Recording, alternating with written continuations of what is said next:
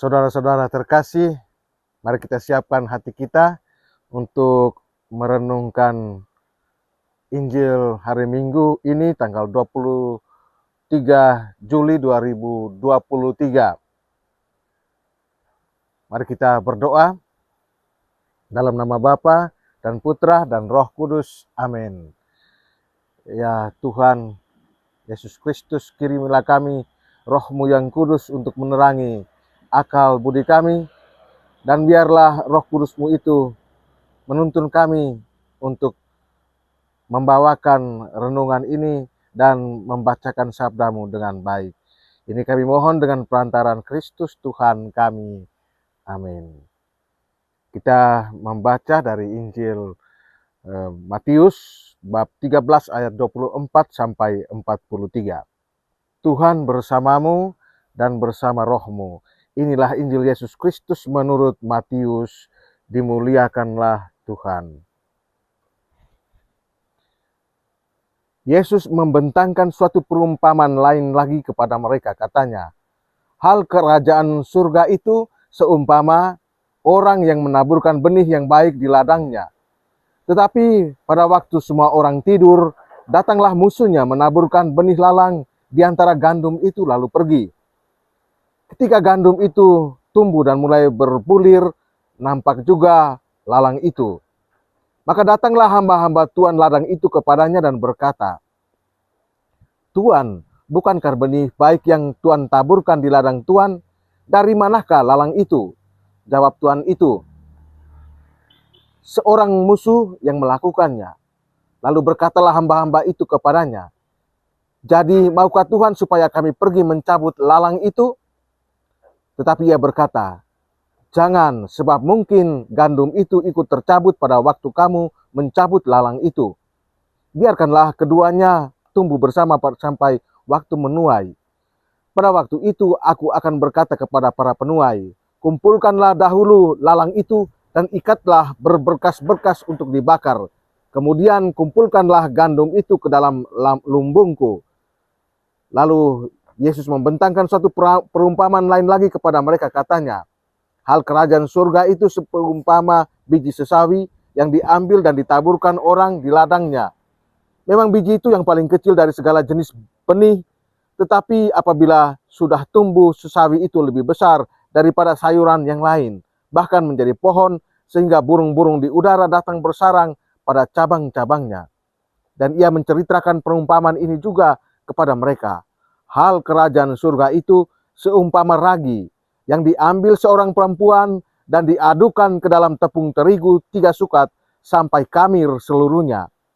Semuanya itu disampaikan Yesus kepada banyak orang dalam perumpamaan, dan tanpa perumpamaan sesuatu pun tidak disampaikannya kepada mereka, supaya genaplah firman yang disampaikan oleh Nabi.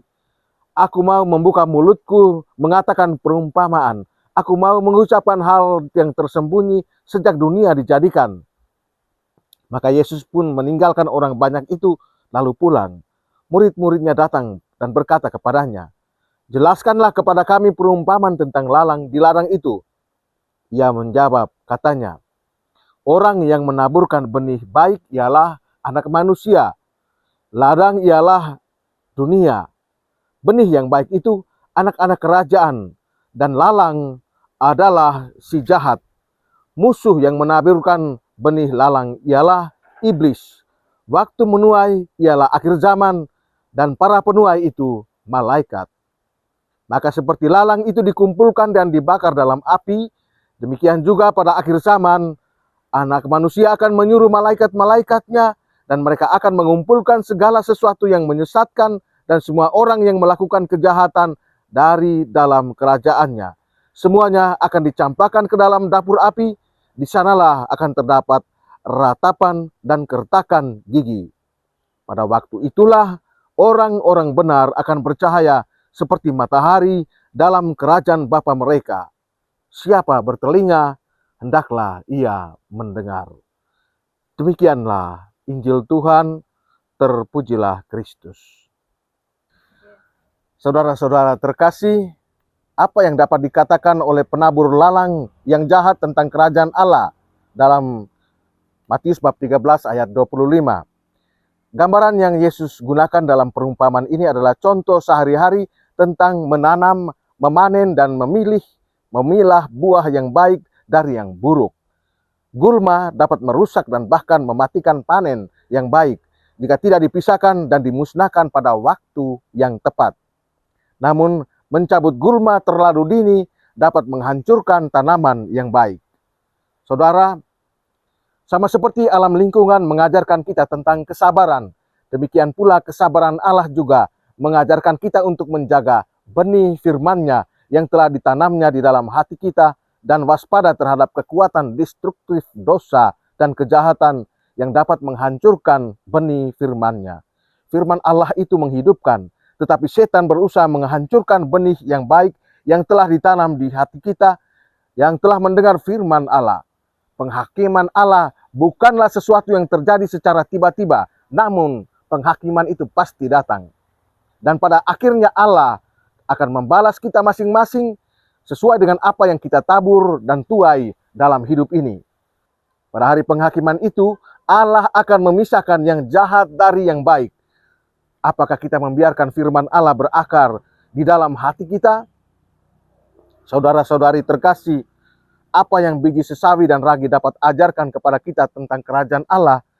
Benih sesawi itu berbentuk kecil, namun kemudian benar-benar tumbuh menjadi pohon yang menarik banyak burung karena menyukai biji sesawi hitam kecil yang dihasilkannya. Kerajaan Allah bekerja dengan cara yang sama. Kerajaan Allah dimulai dari awal yang terkecil di hati manusia yang mau menerima firman Allah, dan benih kerajaan Allah itu bekerja tanpa terlihat dan menyebabkan transformasi dari dalam diri kita. Dan ragi adalah agen atau penyebab adanya perubahan yang ampuh dari dalam diri kita. Segumpal adonan, ketika dibiarkan begitu saja, tetaplah segumpal adonan. Namun ketika ragi ditambahkan ke dalamnya, terjadi transformasi yang menghasilkan roti yang kaya dan sehat saat dipanaskan, menjadi salah satu makanan pokok untuk kehidupan manusia. Kerajaan Allah menghasilkan perubahan dalam diri mereka yang menerima hidup baru yang ditawarkan oleh Yesus Kristus. Ketika kita berserah kepada Yesus Kristus, hidup kita diubahkan oleh kuasa Roh Kudus yang berdiam di dalam kita. Rasul Paulus berkata dengan begitu indah dalam 2 Korintus bab 4 ayat 7 demikian. Tetapi harta ini kami punyai dalam bejana tanah liat, supaya nyata bahwa kekuatan yang berlimpah-limpah itu berasal dari Allah, bukan dari diri kami. Apakah kita percaya pada kuasa Roh Kudus yang mentransformasi, yang mengubah dan membaharui kita? Kebaikan dan keburukan ditaburkan di dalam hati seperti benih-benih kecil yang bertunas dan pada waktunya menghasilkan buah yang baik atau buruk. Charles Reed berkata, taburkan tindakan dan Anda akan menuai kebiasaan. Taburkanlah kebiasaan dan Anda akan menuai karakter. Taburkanlah karakter dan Anda akan menuai takdir. Pada hari penghakiman, masing-masing kita akan menuai apa yang kita tabur dalam hidup kita ini.